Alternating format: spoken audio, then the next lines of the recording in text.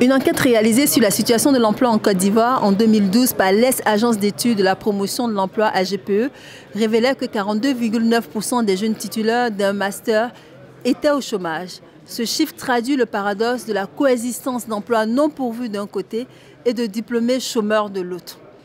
La question de l'insertion professionnelle des jeunes est une préoccupation du ministère de l'Éducation nationale, de l'enseignement technique et de la formation professionnelle. Il organise depuis 6 ans une journée carrière. Ces journées sont une plateforme d'échange entre les entreprises, les structures de formation et les jeunes des établissements d'enseignement technique et général. Nous sommes au Palais de Congrès de Paris où se tient le salon de la rencontre du numérique pour l'éducation et la formation professionnelle et du sport. Alors bienvenue dans ma nouvelle école.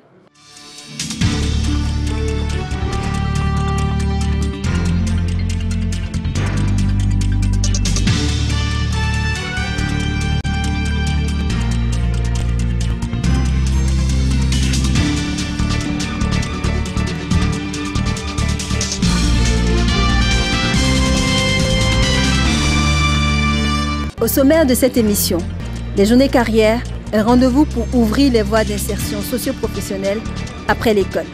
Elle est connue dans tout le quartier. Elle dispense gratuitement des cours de rattrapage aux enfants du voisinage. Portrait d'une dame qui crée du lien social. Bonjour à tous et bienvenue dans ce nouveau numéro de votre émission Ma Nouvelle École, l'émission des hommes et des femmes qui bâtissent l'école ivoirienne. Lancée en 2013 par la ministre Kandia Camara, les journées carrières sont aujourd'hui une tribune d'échange et de partage d'expériences entre les élèves, les établissements et structures de formation, les entreprises et différents corps de métier. Le lancement de la 6e édition s'est déroulé à Daloa, dans la capitale du Haut-Sassandra. Pendant 3 jours, nous sommes allés à la rencontre de ces milliers d'élèves et de ces centaines d'exposants qui sont venus et qui avaient le même objectif. Trouver pour chacun la voie professionnelle la mieux indiquée en fonction de la formation et des aptitudes des apprenants. Lancer la 6e édition des journées carrières ici à Daloa. Je vous remercie. Nous y voilà, au milieu de milliers d'élèves et d'étudiants venus des établissements d'enseignement généraux et techniques. Ils veulent s'informer sur leur orientation scolaire et professionnelle. Objectif: découvrir les opportunités d'insertion offertes par les professionnels des différents corps de métier. Le décor est planté. Les élèves ont des motivations particulières. Bon, aujourd'hui, c'est la journée carrière. Nous sommes venus pour nous informer sur les différentes carrières que nous devons faire après les études. Ces motivations évoquées par les participants, il faut se rendre sur les différents stands pour les comprendre. Chez nous, on forme les électriciens, les électroniciens. On peut vous former en comptabilité. Celui ou celle qui veut se former en comptabilité, peut venir chez nous. Cette année, plus de 80 exposants sont venus courtiser nos élèves et étudiants en leur présentant ce qu'ils réservent de meilleur pour le futur des visiteurs. Un premier arrêt au stand de l'INJS nous permet d'en savoir plus sur les métiers du sport et l'engouement des visiteurs. C'est ceux que vous connaissez, mais il y a des gens qui ont fait la même formation, mais qui ne sont pas dans les lycées, qui sont dans les ministères et qui travaillent dans le cadre du sport et de la jeunesse. Je voudrais savoir quels sont les critères pour entrer à l'INJS. Donc avec ton bac, tu fais la liste des dossiers qui sont les dossiers habituels, extrait de naissance, casier judiciaire, tout ça, tu fais les dossiers pour le concours et puis tu viens pour être candidat au concours. Ce que nous constatons, il y a un réel engouement pour les élèves parce que l'INJS, on le sait, c'est une école de sport, mais il y a également d'autres facettes que les gens découvrent avec joie et émerveillement, notamment l'éducation permanente et ses différents parcours de spécialité en andragogie, en gérontologie et en entrepreneuriat et conduite de projet et enfin en loisirs. Après le stand du sport, notre attention est attirée par un curieux rassemblement devant une modeste bâtisse. C'est le stand des maçons issus d'une école de formation professionnelle de Daloa. Ils y exposent leur savoir-faire avec une maison construite sur place. On est venu parler de notre spécialité qui est la maçonnerie. Donc pour les encourager aussi de venir à l'enseignement professionnel, car à l'enseignement professionnel, nous apprenons un métier.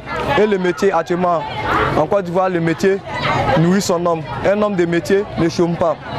Un peu plus loin, Un exposant sur les métiers de l'urbanisme, des travaux publics et du bâtiment fait son cours magistral avec plan à l'appui devant un auditoire captif. Quand on parle de techniciens, ce ne sont pas les maçons, ce ne sont pas tous ces personnes qui interviennent au niveau de la main-d'œuvre. Ce sont des personnes qui sont cachées derrière eux. Ce sont des personnes qui effectuent les différents travaux en vue de pouvoir réaliser un bâtiment.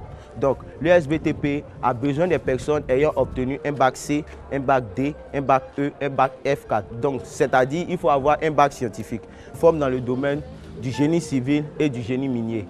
Je suis déjà en série C. Vraiment, l'idée me plaît. Construction à même. Je vais pratiquer. Je crois que c'est le meilleur pour moi.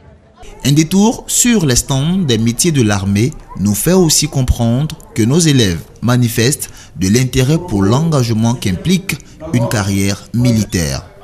Par rapport à la formation de la gendarmerie nationale, j'aimerais que cette formation puisse être dans les autres années. Ça pourra m'aider, car les informations qui m'ont été données aujourd'hui, je ne les avais pas auparavant. Nous faisons une présentation succincte de la gendarmerie, de l'institution qu'est la gendarmerie nationale et des écoles de gendarmerie. Le constat que nous faisons depuis l'ouverture de ces journées carrières, c'est qu'il y a un fort engouement des élèves. Nous pensons que les jeunes qui viennent sont vraiment intéressés au métier de la gendarmerie. Pour le lancement de cette 6e édition, des exposants de métiers aussi divers que le BTP, la santé, le sport, l'art et la culture sont présents. Présentes aussi les grandes écoles et universités du pays qui viennent rechercher de nouveaux étudiants pour l'année à venir. Élèves et exposants sont unanimes à trouver un intérêt dans cette formule. Je suis là depuis ce matin. Je pense que la journée carrière, c'est une bonne initiative parce que nous, élèves, nous pouvons voir dans quelle école nous pouvons partir, dans quelle filière nous devons faire, quelle série aussi que nous devions faire. Après le bac, je voudrais travailler en économie. Je voudrais être économiste parce que j'aime gérer l'argent, j'aime faire les comptabilités aussi. Les journées carrières sont aussi l'occasion de partage d'informations et d'expériences sur les filières pour mieux réussir son insertion professionnelle. Panel, débats, séances d'information animées par des professionnels et des psychologues sont très suivis par les participants. Je suis là ce matin réellement pour participer à cette journée carrière, pour être orienté sur les différentes filières. Parce qu'en tant qu'élève aujourd'hui, nous n'avons pas plus d'informations sur les différentes filières après nos examens. Donc j'aimerais que vous nous aidiez réellement à nous orienter, à nous diriger dans nos différentes filières. Ce que j'ai retenu de cette conférence, c'est que l'emploi jeune a de l'emploi pour tout et chacun de nous. C'est qu'après la formation, nous pouvons aller postuler sur le site du ministre de l'Emploi jeune. Ensuite, voir les différentes étapes pour pouvoir obtenir une formation qualifiante et professionnelle. Ce que je voulais entendre, j'ai entendu. Donc vraiment, j'ai été satisfait de cette rencontre. Ici, un conseiller en information orientation entretient un groupe sur le choix des filières. Ceux que vous appelez les cracks dans les classes, ils aiment lire, ils aiment faire beaucoup d'exercices, ils aiment l'école. L'école n'est pas un fardeau pour eux. Mais il y a certains parmi vous, ils ont peur de venir à l'école. Mais s'ils restent à la maison, les parents vont leur poser des questions. Donc ils sont obligés de venir à l'école. Je ne voudrais pas que vous soyez comme ça. Des aînés, modèles de réussite, viennent partager leur expérience, leur parcours pour servir d'exemple aux plus jeunes. Des échanges particulièrement prisés des élèves. Bien étant jeune, je me suis rendu compte qu'ici à Dawa, il n'y avait pas de juge. Il n'y en avait pas un qui était sorti de Dawa pour être juge.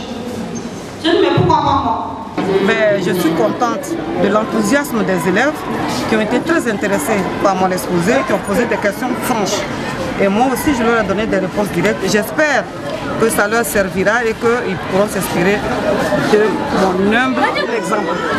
Chez Vie ouvrière de ces journées d'information et d'orientation, le directeur de l'orientation et des bourses, M. Jérôme Ayekoué, dresse le bilan de ces 3 jours d'échange et d'information.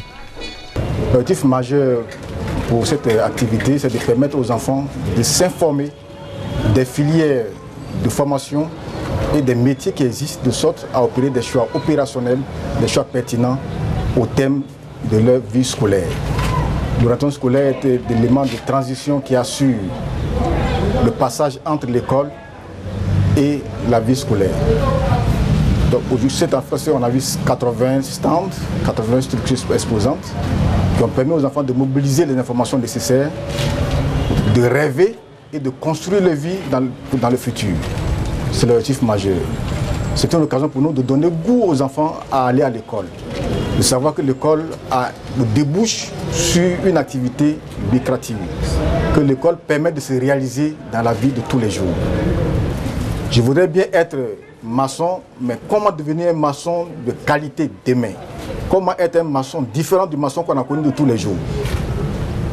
Quand il sortira, il ne sera plus maçon, on l'appellera technicien en bâtiment.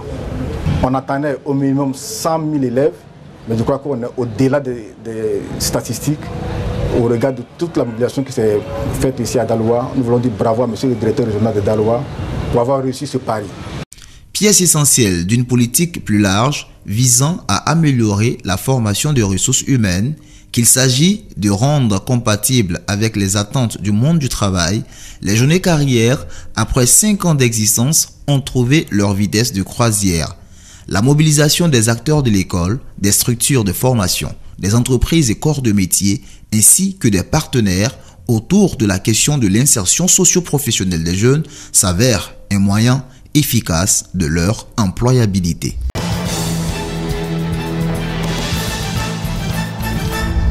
Les rendez-vous du gouvernement, espace d'échange à succès initié par le CICG, entendez, le Centre d'information et de communication gouvernementale, s'est enrichi d'un nouveau numéro le jeudi 21 février 2019 à la salle de conférence de la primature au Plateau. Madame Kandia Kamara, ministre de l'Éducation nationale, de l'enseignement technique et de la formation professionnelle, en est-elle l'invitée. Avec le mouvement de grève qui secoue l'école depuis quelques semaines, la ministre a fait un exposé avant de se prêter aux questions des journalistes. Cela fait 3 semaines que des syndicats ou des plateformes syndicales ont lancé des mots d'ordre de grève. Et c'est la raison pour laquelle nous avons eu plusieurs séances de travail avec nos partenaires, les syndicats, les plateformes syndicales aussi. Et je voudrais rappeler qu'en 2017, de longues discussions ont eu lieu entre le gouvernement et les syndicats du secteur public. À la fin de cette discussion, un accord a été conclu entre le gouvernement et le monde syndical. Et il faut rappeler que les discussions étaient dirigées par le Premier ministre. Pour cet accord, le gouvernement s'est engagé à payer la somme de plus de 249 milliards pendant 5 années et les syndicats se sont engagés à observer une trêve, c'est-à-dire à ne pas faire de grève pendant la même période. Mais il y a un article de cet accord, l'article 5, qui dit bien que malgré la signature de cet accord, les syndicats ont la possibilité de faire des revendications, soit d'anciennes revendications qui n'avaient pas été prises en compte, ou alors exprimer de nouvelles préoccupations. Mais que tout cela devait se faire dans un cadre de dialogue. Et il a été même recommandé que soit créé au sein de chaque ministère un comité de dialogue. Il faut dire qu'en ce qui nous concerne au niveau du ministère de l'Éducation nationale, nous avons le CCN, qu'on appelle le Conseil consultatif. Et dans ce CCN, toutes les parties prenantes sont représentées. Mais malheureusement, contre toute attente, nous avons reçu des préavis de grève, exprimant des préoccupations de la part des syndicats. Aussitôt, nous avons entamé les discussions avec les syndicats, contrairement à ce qui a été dit. Et j'ai même ici un chronogramme de discussion. Donc le CCN, il y a eu plusieurs réunions avec le CCN, avec les membres du cabinet. Moi-même, j'ai eu des rencontres avec les syndicats. Et nous avons demandé à nos collègues enseignants de respecter la trêve sociale, de respecter leur engagement, de respecter cet accord qui existe entre eux et le gouvernement. Étant entendu que le gouvernement, lui, justement, a commencé à honorer ses engagements en payant des sommes aux syndicats, et ça, cela peut se vérifier, non seulement auprès d'eux, mais si vous prenez leur bulletin, vous verrez bien que le gouvernement a commencé à honorer ses engagements. C'est une grande dame et une personne d'exception au quartier Sukoji de Yopougon. Elle a créé ce qu'on appelle du lien social en organisant gratuitement des cours de soutien pour les enfants.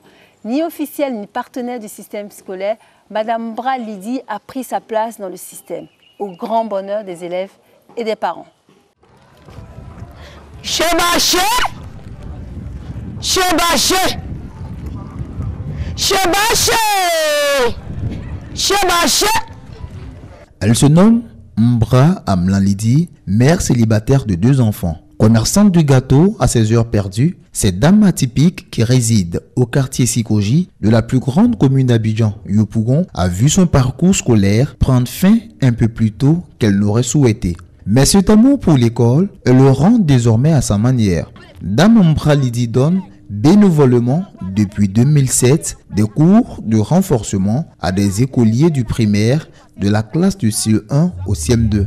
Samedi, notre jour de visite, nous la trouvons attentive à chacun en compagnie d'une vingtaine d'élèves du CM1 et CM2. Au programme du jour, des révisions de leçons de conjugaison, vocabulaire, mathématiques, mais aussi des questions d'actualité dans un style bien particulier. Nous allons voir le participe passé employé avec l'auxiliaire être et le participe passé employé sans auxiliaire. Donc, qui va me dire la règle du participe passé employé avec l'auxiliaire être? Moi, madame. Oui, Désiré. Le participe passé employé avec l'auxiliaire être s'accorde un genre et un homme avec son sujet. Un banc pour elle, 2 bancs, 3 bancs, un banc, 2 bancs, 3 bancs. Donc, le participe passé employé avec l'auxiliaire être s'accorde en genre et en homme avec son sujet. Quand je partais à l'école, ma vocation était d'être une institutrice ou une journaliste. Mais j'ai opté pour l'institutrice parce que j'ai l'amour de ce métier. J'aime vraiment ce métier. Mais malheureusement, dans la maladie, j'ai arrêté les cours en classe de 4e. Et quand je suis venue, j'ai vu les enfants au quartier. En 2007, j'ai dit, mais pourquoi ne pas prendre les enfants par amour? Parce que j'aime vraiment ce métier. Donc j'ai pris 12 élèves. Sur les 12 élèves, il y a eu 3 qui ont désisté. Il y a eu 9 qui sont restés. Sur les 9, il y a eu 8 admis à l'entrée en 6e. Il y a une seule qui a échoué. L'année passée, j'ai pris 14 élèves. Tous les 14 élèves sont partis au collège. L'initiative de Madame Mbra, qui permet d'occuper les enfants tout en les instruisant, crée du lien social dans le quartier et fait l'unanimité même chez les voisins. Elle ne badine pas sur l'enseignement qu'elle donne. Elle se met à la place des élèves et des maîtres. C'est-à-dire elle sonde quelles leçons on peut donner demain, quelle épreuve on peut donner demain à tel ou tel examen. Elle détecte et puis elle fait son programme. Et elle donne aux enfants, si tu suis, tu passeras en fin d'année. Si tu suis, tu passeras. Il ne faut pas jouer avec elle, non. On n'a pas de problème avec elle. Bon, je l'encourage vraiment à continuer les langues. Je l'encourage vraiment à continuer, que Dieu lui donne toujours la force de toujours continuer à enseigner les enfants. Sincèrement, il faut reconnaître que la vieille mère, vraiment, elle s'occupe bien des enfants. Parce qu'il y a des enfants, on voit aujourd'hui, qui passent souvent, ils sont en tenue, ils sont au collège. Et ils témoignent souvent que c'est la vieille mère qui les a pris au CM2, au CM1. Et en tout cas, ça va. On prie toujours pour elle, pour qu'elle soit là, elle soit toujours en bonne santé, pour qu'elle puisse s'occuper de nos enfants futurs. Anassé, étudiant en médecine, se souvient toujours de Dame Mbra quand il était au primaire. Je suis arrivé ici quand j'étais en classe de CM2. À cette époque-là, j'ai obtenu une moyenne de 4 de moyenne. J'ai obtenu une moyenne de 4 à la première composition. À son travail, elle a pu rehausser mon niveau. Et à la prochaine composition, j'ai obtenu 12 de moyenne. J'ai toujours travaillé avec elle et m'encadrer jusqu'à ce que j'obtienne mon CEP avec 135 points. Je suis en faculté de médecine, en première année de médecine. Ces opérations ne sont pas posées. Donc vous allez les poser et vous allez les effectuer. Donc j'appelle Théo au tableau pour la première opération.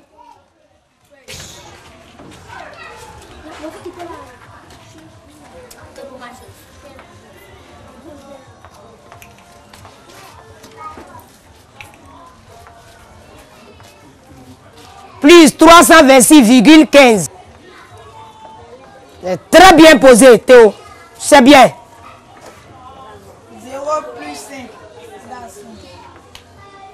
6 plus 1, égale 7. 6 plus 5, égale 11. Plus 8, 19. Écrit 9. Je retiens 1. 8 plus 2, ça me fait 10. Plus 7, ça me fait 17. Plus 1, ça me fait 18. J'écris 8, je retiens 1. 7 plus 4. 4 plus 3, ça me fait 7. Plus 1, ça me fait 8. Un banc pour Théo, 2 bancs, 3 bancs. Un banc, 2 bancs, 3 bancs. Quel est l'impact d'un tel enseignement sur les enfants? J'étais au CE1. Quand la maîtresse faisait les cours, je venais m'asseoir là pour la regarder. Donc un jour, elle était là faire les cours, donc j'étais assis. Je l'ai vu faire les cours, donc elle dit venir m'asseoir. Donc elle m'a vu, elle dit de venir m'asseoir, elle va me montrer des choses. Même si la première composition du Nabo est à moyenne, elle va jamais te décourager. Elle va te dire toujours, il faut étudier, il faut apprendre des leçons pour travailler bien à la prochaine composition. Je suis très content d'étudier avec elle. Et je pourrais aussi apprendre beaucoup de choses dans la vie comme elle. J'étais en classe de CE1. Ils m'ont fait sauter classe en classe de CE2. Je suis partie de CE1 parce que je travaillais beaucoup en classe grâce à ma maîtresse. Je suis très content d'étudier avec ma maîtresse parce qu'elle m'a appris beaucoup de choses dans la vie. Comme je fais chaque année 100%, à la rentrée, les parents viennent vers moi pour inscrire leur enfant. Quand ils viennent, ils savent que leur enfant est dans de bonnes mains et que leurs enfants auront de très bons résultats. Raison pour laquelle, chaque année, j'ai beaucoup d'élèves. Oui, les gens se plaignent que j'ai trop d'élèves. Mais avec ces élèves que j'ai, en tout cas, j'ai fait le 100%. Une véritable complicité lie Dame Mbra Lydie à ses élèves. Et cette complicité se lie jusqu'au sein des familles où elle n'hésite pas à s'inviter lorsqu'un élève manque à l'appel. C'est le cas ici chez les Kwasi, où elle vient s'enquérir des nouvelles de l'élève Marie-Joëlle, absente au cours. Ça va, papa. Nouvelle selon l'Africain. Je suis venu parce qu'aujourd'hui, j'ai constaté que Marie-Jo n'est pas venue au cours. Merci de la visite. Marie-Jo, la maîtresse est venue demander pourquoi tu n'es pas allé au cours. Bonjour Marie-Jo. Bonjour madame. La première des choses, elle a salué. Il est vrai que c'est moi qui ai appelé, mais il faut lui dire bonjour d'abord. Bon, ma fille. Oui, papa. Excuse-moi. Effectivement, je devais arriver moi-même. Oui. Elle a un problème de santé. Je suis très content d'elle. Parce que, excusez-moi, si je suis dit un peu par là, malgré elle n'a pas reçu d'éducation pédagogique, mais les cours qu'elle donne là, c'est comme si quelqu'un qui a fait le CAFOP, parce qu'elle enseigne correctement, elle enseigne bien. Je suis content d'envoyer mes enfants et je continuerai à envoyer des enfants. Pourquoi? Ma fille qui est ici, qui est étudiante, a fait chez elle. J'ai vu déjà les preuves, c'est pourquoi je continue à envoyer des enfants chez elle. Je suis très content des cours qu'elle donne aux enfants. Madame Bou lui dit c'est une femme sympa. Elle m'enseignait quand il était au classe de CM2. Grâce à elle, j'ai pu obtenir mon entrée en 6e. En tout cas, elle enseigne bien. Si tu suis tout ce qu'elle te dit à la lettre là, il n'y a pas de souci. En tout cas, c'est bien. Pour améliorer sa méthode de travail, elle n'hésite pas à solliciter certains enseignants pour lui apporter un coup de main. Tout le monde est là quand même. Ça se passe bien? Oui, ça se passe très bien, monsieur. D'accord. Vous êtes en train de faire quoi? Exercice. Exercice. D'accord. Ok. Lorsque je suis de passage dans le couloir, il y a des choses qu'elle ne comprend pas, elle me demande comment ça se passe, et bien c'est ce que je lui explique. Qu'elle a une difficulté quelque part, bon, j'essaie un peu de lui apporter mon aide. Et je pense que ce qu'elle fait, ça permet aux enfants d'être en contact avec les études. Je pense que c'est une bonne activité à encourager. Et aussi, nous invitons les parents à toujours lui faire confiance, parce que ce n'est pas la première année, il y a longtemps qu'elle fait cette activité. Et je pense que ça va bien et on a de bons résultats. Vraiment, j'ai des difficultés. Parce que je n'ai même pas de local. Donc j'enseigne devant ma maison. Les enfants s'asseyent sur les tabourets. Les bancs, je dis aux enfants de donner une somme, soit 200 francs, ou bien 100 francs. Et quand la somme est réunie, c'est cette somme que je prends pour acheter les bancs. Il n'y a pas de tableau. Je demande les tableaux et quand j'enseigne, il y a les passants qui passent. Puisque c'est une route, c'est pas joli à voir. Notre pays regorge de ce type d'initiatives privées méconnues mais très utiles. Nous essayerons dorénavant, dans ma nouvelle école, de les mettre en lumière. Voilà, c'est la fin de ce numéro consacré aux journées d'orientation et d'insertion de nos jeunes et de la e-éducation ou ETEC. Merci de nous rester fidèles, mais surtout n'oubliez pas, l'école ivoirienne c'est nous, mais c'est surtout vous qui la construisez chaque jour. Rendez-vous le dernier dimanche du mois prochain pour un autre numéro de votre émission, Ma Nouvelle École.